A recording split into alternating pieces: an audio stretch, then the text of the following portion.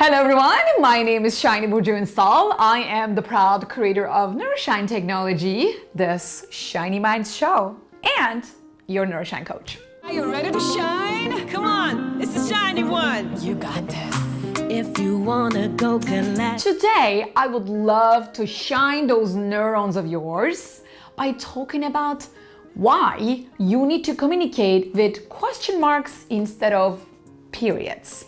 You know how you start a conversation and it's going well. All of a sudden, something happens, and before you even realize what happens, you're in an argument. This person tells you, "Don't tell me what to do." And then you're like, "No, I didn't tell you what to do." Sounds familiar? Well, those things happen automatically because our subconscious mind is picking up on subtle stuff. Maybe you're not intentionally creating this, obviously, but for some reason, your selection of words, your tonality, and your body language in your sentences create that outcome. And in order for you to refrain from these problems, I have 4 reasons why you need to turn those sentences of yours into questions. You ready? Let's go. Number 1, this will sound weird, but hear me. Nobody wants to be told what to do. Right?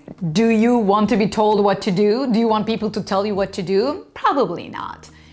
If you ask for them to tell you what to do, yes, you're gonna like that. But if you didn't ask them, you're like, "Don't tell me what to do." So it's the same thing. There is this part of your brain, amygdala.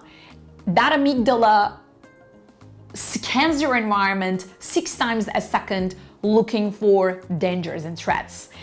Every word that sounds like a threat is going to be filtered through your amygdala, and that's why you're going to be triggered when you feel like somebody is trying to tell you what to do because you think that they're trying to control you. And that control doesn't go well with amygdala. For that reason, when you are creating sentences where you think, "Oh, this is just an innocent sentence. I'm just gonna share my opinion. I'm just gonna tell you, hey, you know what? You should just change your outfit. It doesn't look good on you."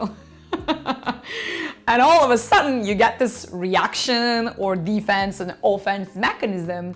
The reason why is because you're triggering that person's amygdala. That's why you don't want to do that. So instead, that sentence can be like, "Where did you get that dress?" And leave it that. Maybe they love it and that they love so much, and the minute you hear it, there won't be even any chance for you to tell them to change that dress. They love it. Number 2, linguistic intelligence. As you know, my dear shiny minds, there are multiple intelligences, and one of them is linguistic intelligence. When you understand and calculate the consequences of your language, the consequences of your words, what it does and why it does and how it does, well, you become more intelligent. And you understand your sentences actually are not these invisible, flowy energy in the universe, but more than that, they can create real pain for people. Literally. By saying something hurtful with a sentence, you can harm someone's psychology for a day, for a week, for a month. Your linguistic intelligence is going to warn you when you're about to say something hurtful and painful and disrespectful. That way you will become aware, and instead of putting that sentence out there, you will remember, maybe I should just ask a question. Because when you ask a question, that is not as harmful, that is not as advising or telling people what to do. Instead, it's just a suggestion, and people feel more free. When there is a question, when there's a question mark at the end of your sentence, it's more of an idea. It's more of a, how about this type of a thing? And that doesn't feel like pain or hurt. Number 3, mastery. What do I mean by that? When you understand people have their own freedom, people know themselves, people are masterful of their own life because they have overcome 100% of their problems as they survived today. And your mastery is going to be understanding and respecting people in a way that allows them to be. Your mastery with your sentences and actually turning your sentences into questions and question marks is really about holding the space for people to choose whoever they want to be. Last but not least, 4 is your high conscious respect. Everybody talks about respect and it can mean anything to anyone.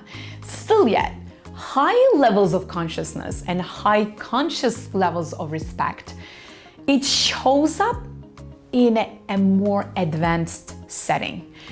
When you are someone who is generous about sharing opinions and ideas and talks a lot and doesn't stop and doesn't give room people to think and pause, you are not being high conscious. You're being low conscious and you are all about you. You're all about level 1 listening. It's what I call in my neuro-shine technology coaching.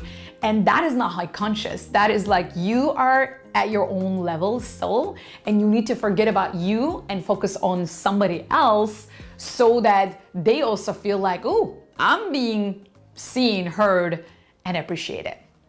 So there you have it. Those are my 4 reasons why you need to turn your sentences into question marks. I hope it served you. I hope you liked this video. If you did, please like it and share it with your friends so that they can also use some more question marks. And of course, subscribe to my channel right down below if you want to learn more about these things and improve yourself to your next levels. You know why? Because you and I, we're going to create a better world together with more love and shiny mind.